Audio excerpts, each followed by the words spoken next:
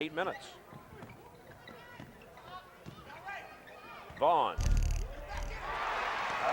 Well, now they've been outscored 18-4, and when you can say that you've been outscored 18-4 on the road and you're still behind by only 8 points, you got to be fairly happy.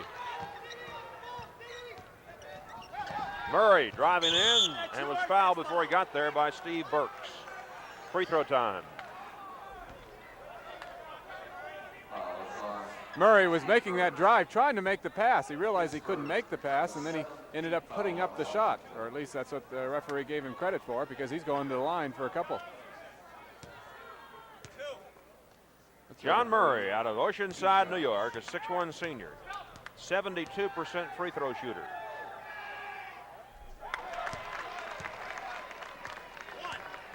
(20-13) Washington. Comes the bonus for Murray.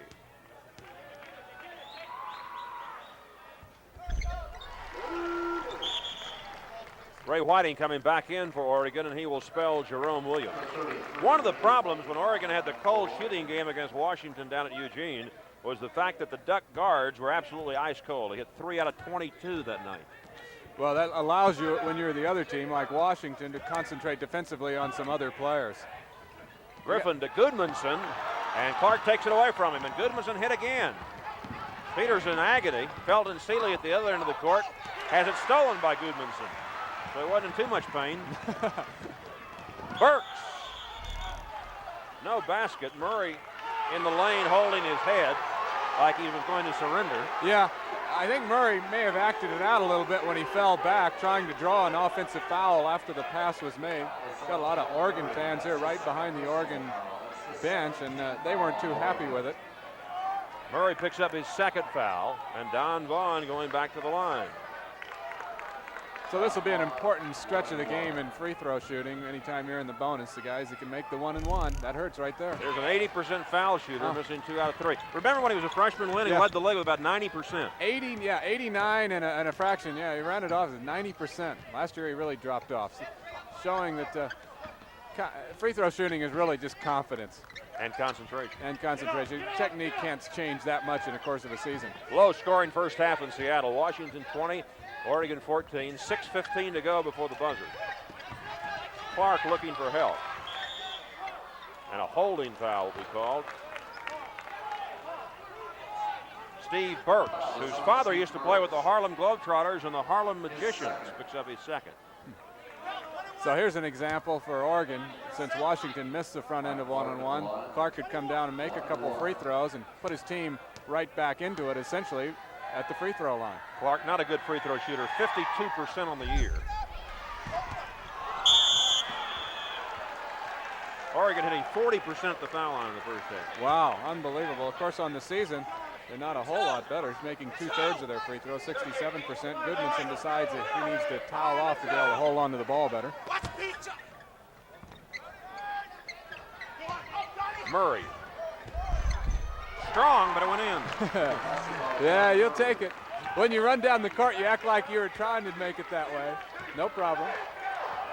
A 4-point lead for Washington. The Huskies trying to snap a 2-game losing streak today and pick up their 16th victory and stay in the running for an NIT bid. Griffin out to Burks, to Vaughn.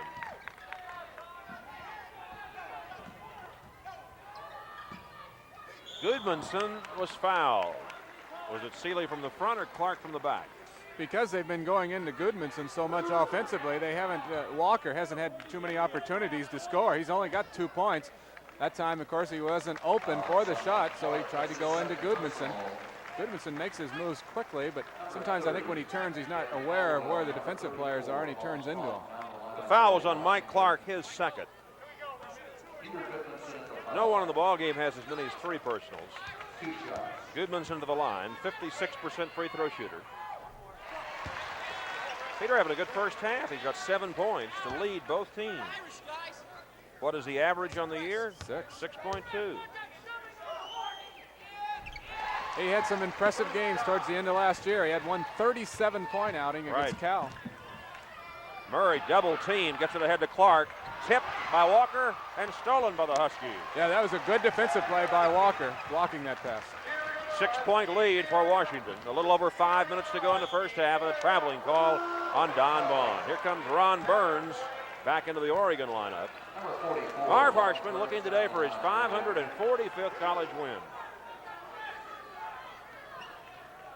545. Yeah, that's why I was saying before the game. Doesn't it? Yeah, he's not going to be surprised by anything out there. He knows his players, and he's always thinking about his players, why he wants them in the game, how they're feeling that day. You just gain that through experience.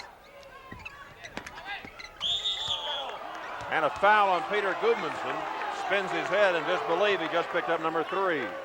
Well, this is what they want, Oregon. This is why they've been trying to go into the middle so often here in the first half. They want Gudmundsson to get those fouls, get him out of there. They just do not have the big guy in there. Dan Caldwell, who started the ball game at forward for Washington, will come in, and now James Woods will be right behind him. Number 45, James Woods, now lineup for Washington at center. So Vaughn comes out, Gudmundsson comes out, and John Gregg, a 6'7" sophomore who is from the state of Washington, out of Olympia, goes to the line.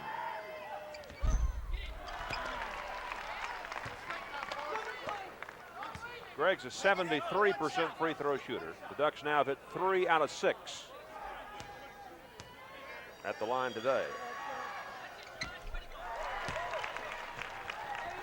Not a good half, Oregon, offensively since the start, and yet they're down just 22-18. Yeah, they've been juggling their lineup for them to play well on the road, and they have in the past. They've shot well. I don't think they've shot really well here in the first half, but sure, they're in it. Caldwell misses, gets the miss, puts it up, doesn't go that time either. Whiting with the rebound off the Seeley. Felton feeding inside to Gregg, who saves it along the baseline out to Burns. Ron turns down a 16-footer, is stripped of the ball, and here goes Lorenzo Romar for Washington. And he almost missed it. I agree with most coaches that when you're shooting a layup, you ought to go to the side and use that backboard when you can. So Romar, who was the Huskies' most inspirational player last year, has his first 2 today. The freshman out of Long Beach, Ray Whiting, rolls it in. Whiting with his first 2. 24-20 Washington, 4:15 before halftime.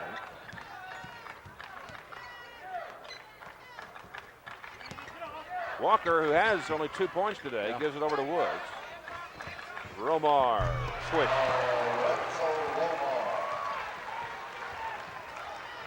Another 6-point lead for Washington. The other 2 times this year that Washington had a 2-game losing string, they came back very impressively in the 3rd game, and they're ahead today by 6. Murray missed it. Now Woods takes it to the other end, gives it to Caldwell, and he travels. Is that the 3rd time Caldwell's having a rough first half, isn't he? I'll say one thing about the referees today. They are calling traveling very quickly, very close. Timeout. Washington leads by 6, and we'll be back to Seattle in a moment.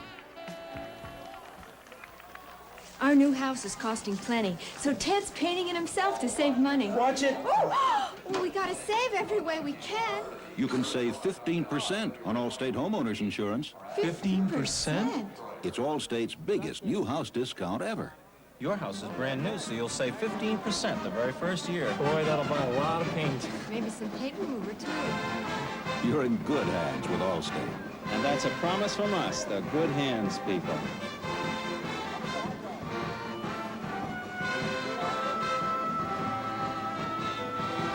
This Bud's for everyone who helps put food on the table. This Bud's for you. What time next week? Get up there, Joe. The king of beers is coming through. Yeah, just for you. That distinctively clean, crisp taste that says Budweiser. For all you do, this Bud's for you. On Sports World, black belts battle it out in bone-jarring full-contact karate. Plus, top pros challenge Oahu's pounding serve in the Women's World Cup Sunday. Next Saturday afternoon, we'll be in Los Angeles at the Sports Arena as Washington State takes on USC at 3:30. Washington State right now 3rd in the conference, 10-3. And they'll go against a USC team which lost its leading scorer and rebounder, Purvis Miller, for the season because of ligament damage to a knee that necessitated surgery. So we pass along our best wishes to Purvis Miller. Look forward to seeing him come back next year. He's a good ball player. He's an excellent player. I'll tell you, they counted on him for more than just points and rebounds at USC. He was their leader in a lot of ways. 26-20 Washington. The final 3.5 minutes at Heck Edmondson Pavilion in Seattle. Richard Wright back into the lineup for Oregon, over to Whiting to Murray. Murray and Frank, and Murray travel. Yeah, I think I've seen more traveling calls in this half of any game than I've seen all year long. Maybe the players are traveling, but they seem to be calling them closely. Speaking of Washington State, the Cougars have a big game tonight in Pullman against Oregon State. You think it'll be loud there? Oh, just a little. USC is at Arizona State tonight, UCLA at Arizona, and Stanford at Cal. Woods throws it away. Wright not only saves it, he's got a chance for a two-pointer. And he behind the backs it to Ron Burns, and he banks it in. Oh, that was a brilliant pass by Wright that time. Burns kind of fumbled and had to take the dribble, and that took a little of the glitter off the play, but it was great. I think Wright thought it would have been blocked if he tried it himself, so he gave it up unselfishly. And he wasn't trying to be flashy. That was the right kind of pass to make in that situation. Speaking of flashy passes, there was one from Frank. Oregon can cut it to 2 with a basket here. 26-22, John Gregg. Whiting brings it back out. Oregon's the kind of team that as soon as you miss a few shots or you let up a little, they'll come right back at you. There they come. Yep. Makes it 26-24. Burns with 4. It's kind of a close-knit group under young coach Jim Haney. He seems to be close with his players. They only have 10 players on the team, and they all seem to stick with one another out there. I think that's why they do well on the road. Player control foul is going to be called on Washington, I think. Yes, Frank picks it up. Frank's second foul. Harshman doesn't understand the call.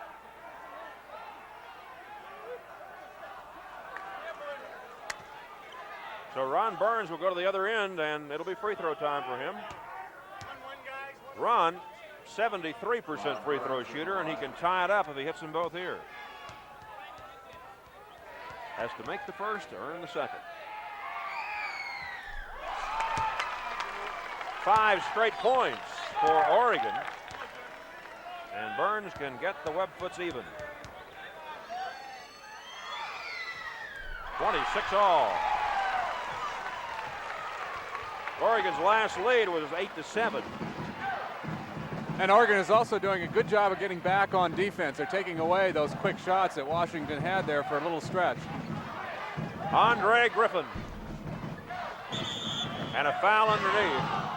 John Gregg detected for holding. I think another thing that has hurt Washington was when Goodmanson picked up his 3rd personal and had to leave. Even though he wasn't really clever out there, his mere presence and size, I think, had a big impact on the game. James Woods goes to the foul line. He is not a good free throw shooter. The last 3 years at Washington, he's been 46%, 49%, 44%. He's using the glass now. Now wait a minute. Now he's shaking his head. I don't know if that's intentional or not. Now what's he going to do on this one? Well, he says if everything else fails, I might as well try something new. Whoa, now that's pretty hard to do. You bank the first one, you make the second one straight in. I'm impressed. 28-26 Washington, 1:55 to go in the first half, and a foul at midcourt on the Huskies on Lorenzo Romar. Foul is on Lorenzo Romar, his first.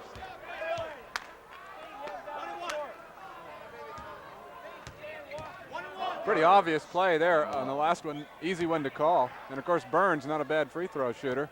You're sending a pretty good one to the line. Burns just made 2 a moment ago to tie the game. Has the same opportunity again. And he now has 7 points in the first half. He's led the Oregon scoring. Peter Goodmanson with 8 leading the Washington scoring. So good first half scoring-wise with the 7-footers.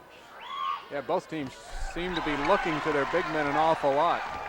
Washington will take the shot if they can get it, but once again, Oregon gets back quickly on defense. 28-28 with 1:45 to go in the first half. Griffin falls down, but keeps it in his team's possession. Frank will back out. Frank and Walker exchanging passes, former high school teammates. Walker's about due to put one up. Only 2 points here in the first half. Woods over the rim, but not down. Gregg goes up with Griffin, jump ball. Frank and Walker went to high school together at Sunset in Beaverton, Oregon, outside of Portland.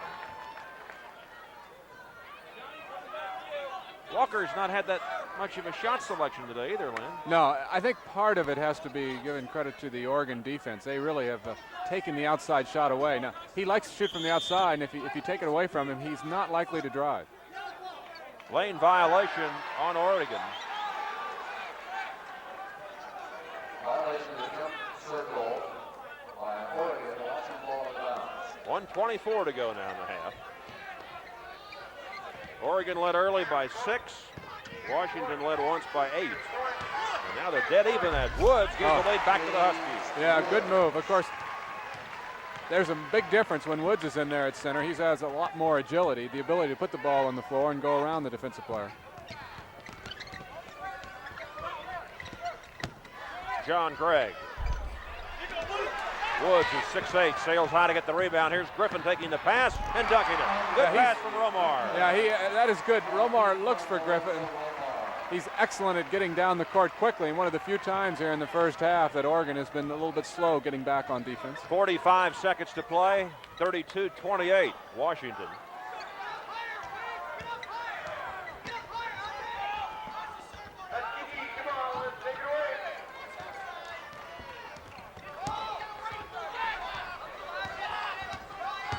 Murray around Franck. Oh, beautiful drive. Yeah, easy play to call there. A little change of speed by Murray. Excellent play, excellent. That is a very hard thing to coach, that change of speed, and he just caught the defensive man a little bit off balance with it. Walker, who scored in double figures 16 of his last 18 games, gets it inside to Woods. James misses. Whiting rebounds. I'm not sure Harshman wanted him to shoot that early, about 13 seconds before halftime. It's going to wind up in a foul on Washington, on Romar, and now Oregon's got a chance to be even at halftime. Yeah, that could be a costly one, and Marv Harshman is telling Woods that now, and he'll probably tell him that again in the locker room at halftime.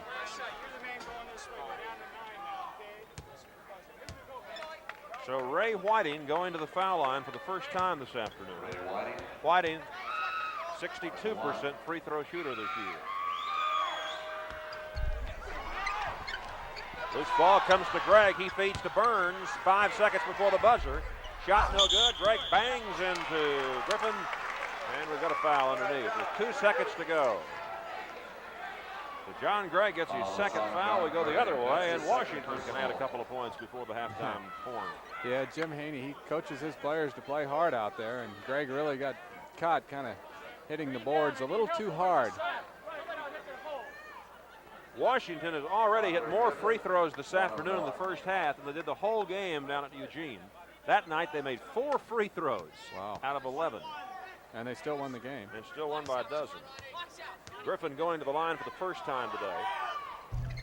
Andre's got 7. Harshman's got more points out of his bench than Haney. That's been the difference in the first half. And yet both teams have used their bench extensively. 34-30.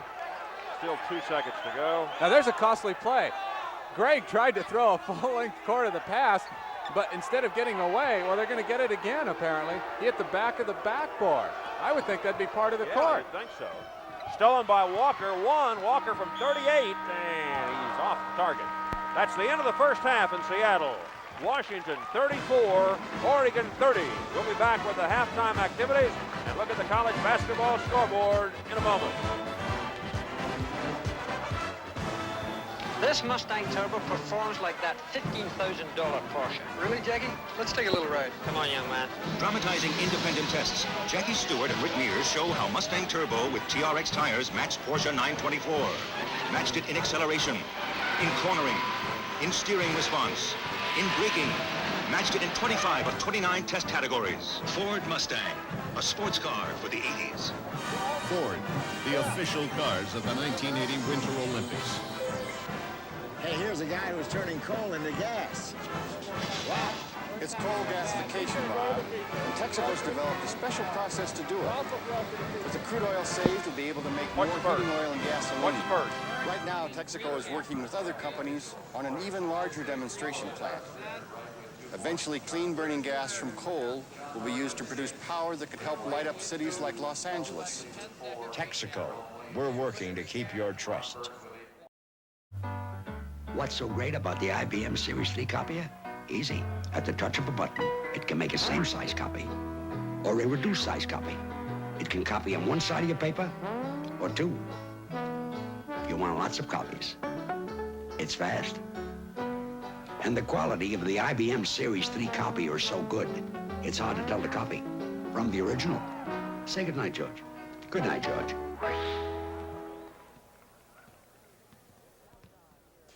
It's halftime here at Edmondson Pavilion in Seattle on the University of Washington campus, with the Washington Huskies leading 34-30. The University of Washington was founded in November of 1861, making it the oldest state-supported institution of higher education on the West Coast. Fewer than 40 students were on hand when the doors first opened. Today, the enrollment exceeds 36,000 students, making Washington one of the 10 largest universities in the nation.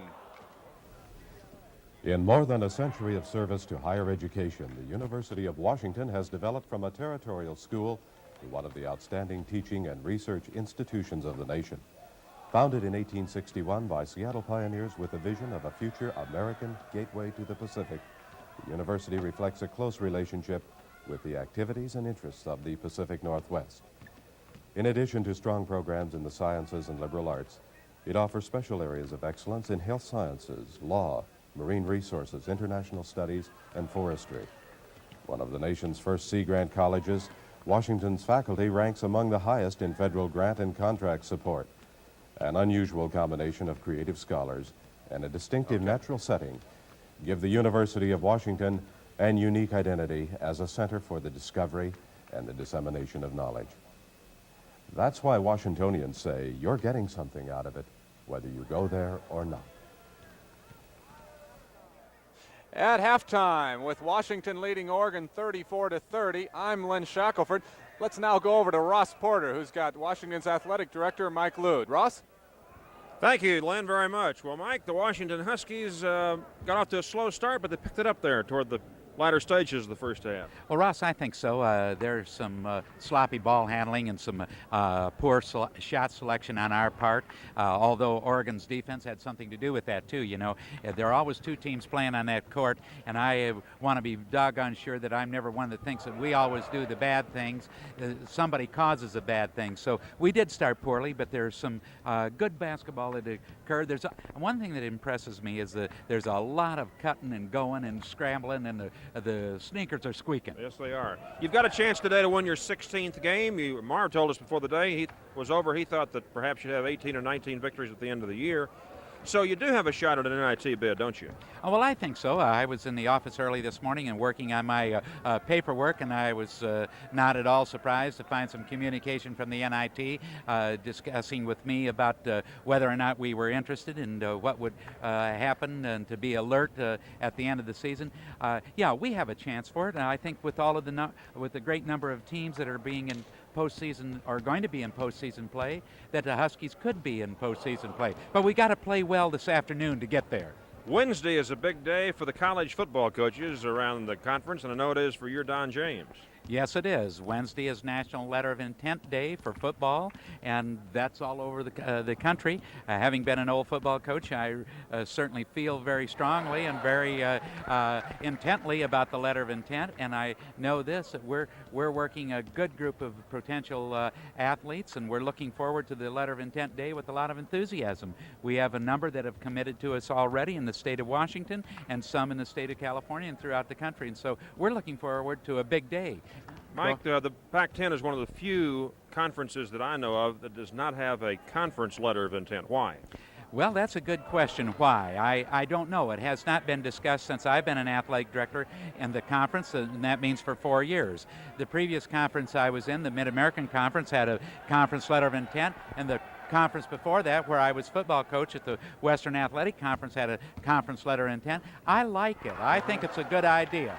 Mike, always good to see you. Thanks very much for your hospitality. Thanks, Ross. We always like to have you here. You do a great job, and thank you for being with us. Mike Liu, the athletic director at the University of Washington. Now let's go back over to Lynn. Okay, thank you, Ross. There you see it. Washington leading Oregon 34-30 at halftime, and we'll be back with some other scores from around the country right after this. There are 2,000 twisting, turning miles on this river, and you know them all. But the one you know best ends with Miller time. When it's time to relax. Time for the best tasting beer you can find. One mule stands clear. America's quality beer, Miller High Life. Hey, man, how you doing there? Did you get one? I thought we got to sample. Miller beer.